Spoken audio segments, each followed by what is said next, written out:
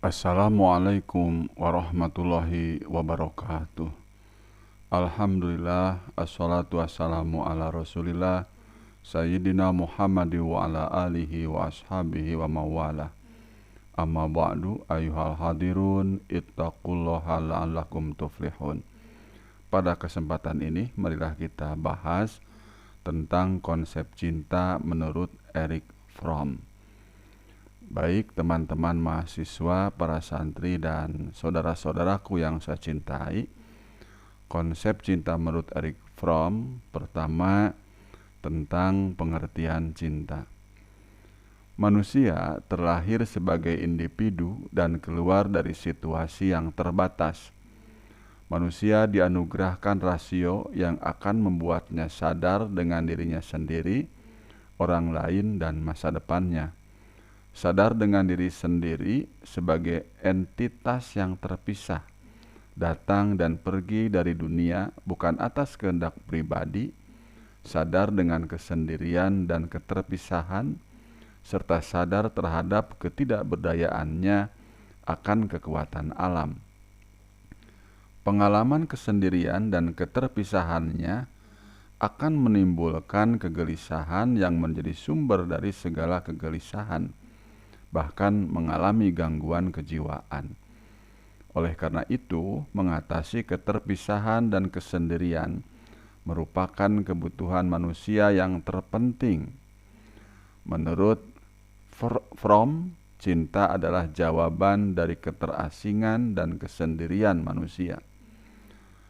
Kesatuan dengan seseorang di dalam kondisi tetap saling mempertahankan integritas dan individualitas masing-masing merupakan cinta yang matang. Cinta adalah kekuatan aktif yang merobohkan tembok pemisah antara manusia dengan sesamanya, yang menyatukan manusia dengan sesamanya. Terdapat paradoks dalam cinta, yaitu fenomena di mana dua insan menjadi satu namun tetap dua. Ini menurut Erich Fromm dalam bukunya The Art of Loving, memaknai hakikat cinta, terjemahan Andri Kristiawan, Jakarta, Gramedia Pustaka Utama, tahun 2005, halaman 26.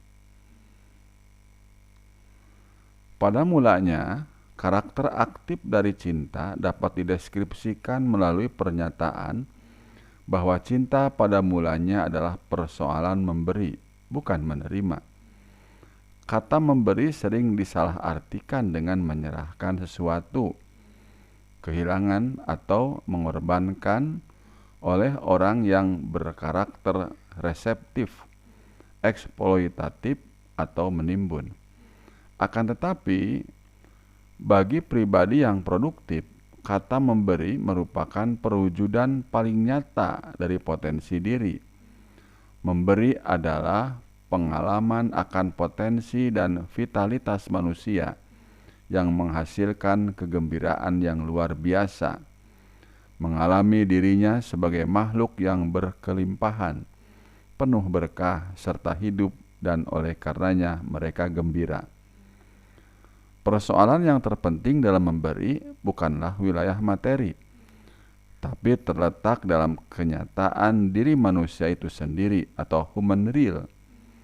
Manusia bisa memberikan kebahagiaan, minat, pemahaman, pengetahuan, kejenakaan, atau kesedihannya yang merupakan semua ekspresi dan manifestasi dari segala hal yang ada dalam dirinya. Kedua, unsur-unsur cinta.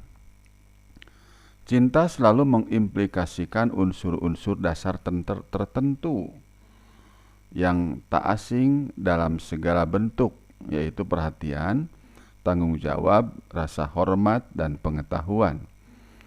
Cinta merupakan perhatian yang aktif pada kehidupan dan pertumbuhan dari apa yang dicintai. Jika tidak ada perhatian, maka tidak ada cinta. Manusia mencintai apa yang didapatkan dengan jerih payah dan berjerih payah untuk mendapatkan apa yang ia cintai.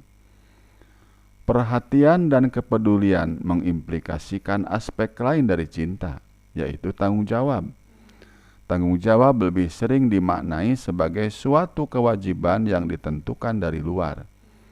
Sebenarnya, tanggung jawab adalah suatu tindakan yang bersifat sukarela, sepenuhnya baik tersurat ataupun tersirat.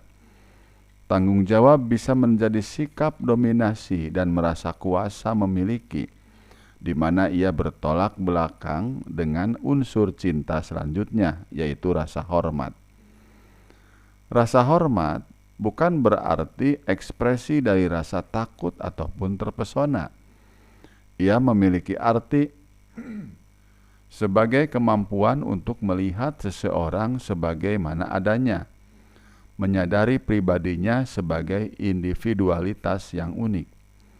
Fromm mengungkapkan bahwa rasa hormat berarti rasa peduli pada orang lain yang perlu tumbuh dan berkembang sebagaimana adanya, demi dirinya sendiri dengan caranya sendiri, bukan demi orang lain, bahkan orang yang mencintainya. Dengan begitu tidak akan ada rasa hormat yang mengimplikasikan eksploitasi. Menghormati seseorang harus berawal dari mengenalnya. Tidak mungkin seseorang akan perhatian, tanggung jawab, dan menghormati apabila tidak dituntun dengan pengenalan atau pengetahuan. Pengetahuan yang dimaksudkan adalah pengetahuan yang bersifat mendalam sampai ke intinya, bukan hanya pengetahuan yang bersifat luaran. Pengetahuan, perhatian, rasa hormat, dan tanggung jawab saling berkaitan satu sama lain, di mana semua unsur tersebut terdapat dalam pribadi yang matang, yaitu pribadi yang produktif, mengembangkan potensi diri, berjerih payah untuk mencapai, dan sikap rendah hati yang berdasar pada kekuatan batin. Ketiga, objek cinta. Ini menurut Fromm dalam bukunya The Art of Loving memaknai hakikat cinta halaman 58. Pertama dari tiga ini adalah A. Cinta sesama. Cinta sesama merupakan jenis cinta yang paling fundamental yang mendasari semua jenis cinta. Ia meliputi rasa tanggung jawab, kepedulian, rasa hormat, pemahaman tentang manusia lain, dan kehendak untuk melestarikan kehidupan. Cinta sesama ialah cinta kepada seluruh umat manusia yang ditandai dengan tanpa adanya eksklusivitas. Di dalamnya terdapat pengalaman penyatuan dengan semua manusia, solidaritas dan keutuhan manusia. Perbedaan bakat, kemampuan intelektual, dan pengetahuan bukanlah sebuah arti bila dibandingkan dengan identitas diri umat manusia. Cinta terhadap sesama adalah cinta antar kesetaraan, meski dalam kenyataannya tidak selalu dalam keadaan yang setara, karena manusia merupakan makhluk sosial yang masih membutuhkan orang lain, membutuhkan pertolongan orang lain secara bergiliran. Hal ini tidak berarti bahwa satu pihak tidak berdaya dan pihak lain kuat. Ketidakberdayaan merupakan suatu kondisi yang sementara. Kemampuan untuk berdiri dan berjalan di atas kaki sendiri merupakan kondisi yang lazim dan permanen. Namun, kecintaan terhadap orang yang tidak berdaya, orang miskin, dan orang asing merupakan awal dari cinta kepada sesama. B. Cinta ibu. Cinta ibu berbeda dengan cinta ayah. Cinta ibu merupakan pernyataan tanpa syarat terhadap kehidupan anak serta kebutuhannya. Pernyataan terhadap kehidupan anak tersebut mempunyai dua aspek. Aspek pertama adalah kepedulian dan tanggung jawab yang mutlak diperlukan untuk keberlangsungan kehidupan dan pertumbuhan anak. Sedangkan aspek kedua lebih dari sekedar pemeliharaan, di mana ia juga merupakan sikap menanamkan cinta pada kehidupan dalam diri anak yang memberinya perasaan hidup itu baik adanya, bersyukur dan menerima atas apa yang dilimpahkan dalam kehidupannya. Cinta ibu dalam tahap kedua ini membuat anak merasa bersyukur bahwa dilahirkan itu baik adanya. Hal tersebut menanamkan dalam diri anak untuk mencintai kehidupan, sehingga yang ada bukan hanya keinginan untuk tetap hidup dalam diri anak. Fromm mengutip dari sebuah kitab suci, ia berkata bahwa tanah berjanji digambarkan berlimpah-limpah susu dan madunya. Tanah sering diartikan sebagai simbol ibu. Susu merupakan simbol aspek pertama dari cinta, yaitu kepedulian dan pernyataan. Sedangkan madu sebuah simbol dari manisnya kehidupan, cinta dan kebahagiaan menjalani kehidupan. Hampir seluruh ibu bisa memberikan susu, namun hanya sebagian kecil yang juga mampu memberikan madu. Agar sang ibu mampu dapat memberi madu pada anak, maka ia tidak cukup hanya menjadi ibu yang baik, melainkan pula harus menjadi pribadi yang bahagia. Cinta ibu pada kehidupan sama menularnya dengan kecemasannya. Oleh karena itu, sikap ini mempunyai pengaruh yang mendalam terhadap kepribadian anak secara keseluruhan. Cinta ibu berbeda dengan cinta sesama dan cinta erotis yang merupakan cinta antar kesetaraan. Hubungan antara ibu dan anak bukan suatu hubungan yang setara. Pihak yang satu memerlukan segala bantuan, sedang pihak lain memberikan juga karakter altruisme atau lebih memperhatikan kesejahteraan orang lain tanpa memperhatikan diri sendiri. Yang ada pada diri ibu membuat cinta ibu berada di tempat yang lebih tinggi daripada cinta sesama dan cinta erotis, karena ia dipandang lebih suci di antara semua ikatan emosional. Pencapaian cinta ibu yang nyata bukan hanya terletak di tahap sang ibu mencintai bayi munggilnya, melainkan pula pada cintanya terhadap anak yang sedang tumbuh. Hampir semua ibu mencintai bayi kecilnya, sangat senang saat bayi lahir, dan sangat ingin merawatnya meskipun ia tidak mendapat balasan apapun dari anak kecuali senyum atau ekspresi kepuasan. Sikap cinta ini berakar pada naluriah yang ditemukan pada binatang dan kaum Hawa. Terdapat pula faktor-faktor psikologis manusiawi tertentu yang berperan dalam cinta jenis ini.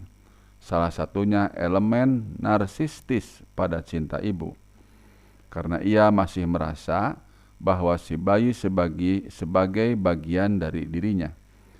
Cinta dan kegandrungannya menjadi kepuasan bagi narsismenya. Anak yang tidak berdaya dan sepenuhnya tunduk pada kehendak sang ibu adalah objek pemuasan yang wajar bagi wanita yang ingin menguasai dan memiliki. Hal tersebut merupakan motivasi lain yang ditemukan dalam kehendak lain sang ibu, yaitu kekuasaan atau rasa memiliki. Terlepas dari posisinya sebagai anak, ia harus tumbuh dan berpisah dengan sang ibu. Hakikat dari cinta ibu adalah pemeliharaan atas pertumbuhan sang anak, di mana hal ini menandakan bahwa ibu harus punya keinginan agar sang anak memisahkan diri darinya. Inilah perbedaan yang mendasar antara cinta ibu dan cinta erotis. Jika dalam cinta erotis, dua orang terpisah menjadi satu, sedang dalam cinta ibu, dua orang yang pada mulanya bersatu harus berpisah. Tahap ini menjadi tahap dari tugas yang paling sulit dan tidak jarang yang mengalami kegagalan dalam menjalaninya.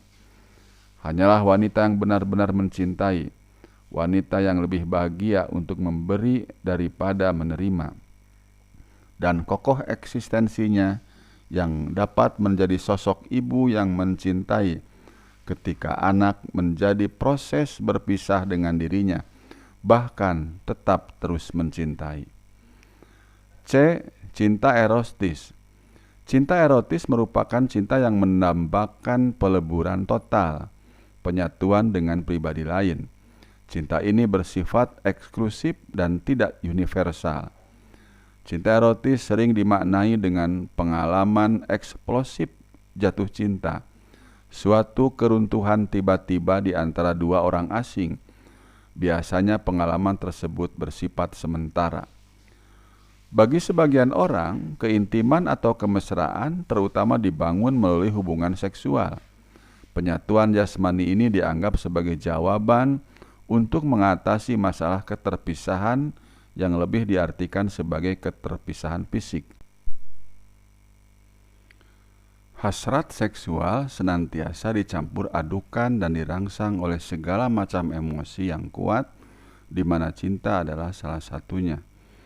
Sehingga mereka seringkali menganggap bahwa mereka saling mencintai, padahal yang sebenarnya terjadi adalah situasi di mana mereka saling menginginkan secara fisik. Cinta bisa mengilhami keinginan untuk bersatu secara seksual. Dalam hal ini, hubungan seksual tidak memperlihatkan sisi-sisi keserakahan, keinginan untuk menaklukkan atau ditaklukkan, melainkan berbaur dengan kelembutan hati serta kemesraan. Terdapat eksklusivitas dalam cinta erotis yang tidak ada dalam cinta sesama ataupun cinta ibu. Eksklusivitas dalam cinta erotis seringkali disalah tafsirkan sebagai kekuatan posesif. Banyak ditemukan pasangan yang saling mencintai namun tidak mencintai siapapun lagi. Cinta ini merupakan egotisme. Mereka mencoba mengatasi masalah keterpisahan dan kesendirian. Namun karena terpisah dari sesama manusia, mereka tetap mengalami keterpisahan dan teralienasi dari diri mereka sendiri. Cinta erotis bersifat eksklusif, namun mencintai semua yang hidup. Perbedaannya terletak pada cinta ini bersifat eksklusif, bahwa pribadi tersebut dapat meleburkan diri sepenuhnya dan secara intensif hanya dengan satu pribadi. D. Cinta diri. Banyak premis yang menyatakan bahwa mencintai orang lain merupakan hal yang baik, sedangkan mencintai diri sendiri adalah hal yang buruk. Pemikiran tersebut berakar pada pemikiran Barat, di mana Freud beranggapan bahwa mencintai diri sendiri berkaitan dengan penyakit jiwa yang salah satunya adalah narsisme. Pemikiran tersebut ditolak oleh Erich Fromm. Fromm berpendapat bahwa jika mencintai sesamanya sebagai manusia merupakan suatu hal yang baik, maka cinta pada diri sendiri pun merupakan hal yang baik, karena pribadinya pun seorang manusia. Cinta diri dan cinta sesama seyogianya saling berdampingan. Suatu ungkapan dalam kitab suci, cintailah sesamamu seperti dirimu sendiri, menunjukkan sikap hormat pada integritas dan keunikannya sendiri. Cinta pada diri sendiri tidak dapat terpisahkan dengan cinta pada makhluk lain. Pada prinsipnya, cinta tidak akan terbagi sejauh hubungan antara diri sendiri dan objek diperhatikan. Sebenarnya, diri sendiri pun merupakan objek cinta, bukan hanya orang lain. Dapat dikaitkan bahwa cinta pada orang lain dan cinta pada diri sendiri bukanlah merupakan suatu pilihan. Bahkan sikap cinta terhadap diri sendiri akan ditemukan manakala kita mampu mencintai orang lain. Cinta sejati merupakan ungkapan produktivitas seseorang yang meliputi perhatian, penghormatan, tanggung jawab, dan pemahaman. Cinta sejati bukan perasaan yang ditimbulkan oleh orang lain, melainkan suatu upaya aktif demi pertumbuhan dan kebahagiaan orang yang dicintai, yang berakar pada kemampuan seseorang untuk mencintai. E. Cinta kepada Allah. Dasar kebutuhan manusia terhadap cinta terletak dalam pengalaman keterpisahan serta kebutuhan untuk mengatasi ketakutan yang disebabkan oleh kesendirian. Bentuk religius dari cinta yang disebut cinta kepada Allah dalam bahasa psikologi tidak memiliki perbedaan. Cinta lahir dari kebutuhan untuk mengatasi keterpisahan dan kebutuhan untuk meraih penyatuan. Dalam semua agama teistis, baik politeis maupun monoteis, Allah adalah nilai tertinggi yang paling didambakan. Makna spesifik Allah tergantung pada apa yang paling didambakan oleh seseorang. Dengan demikian, pemahaman mengenai konsep Allah layaknya dimulai dengan analisis terhadap struktur kepribadian sang penyembah Allah itu sendiri. Demikian teman-teman bahasan kita pada kesempatan ini tentang konsep cinta menurut Erich Fromm. Semoga bermanfaat. Wassalamualaikum warahmatullahi wabarakatuh.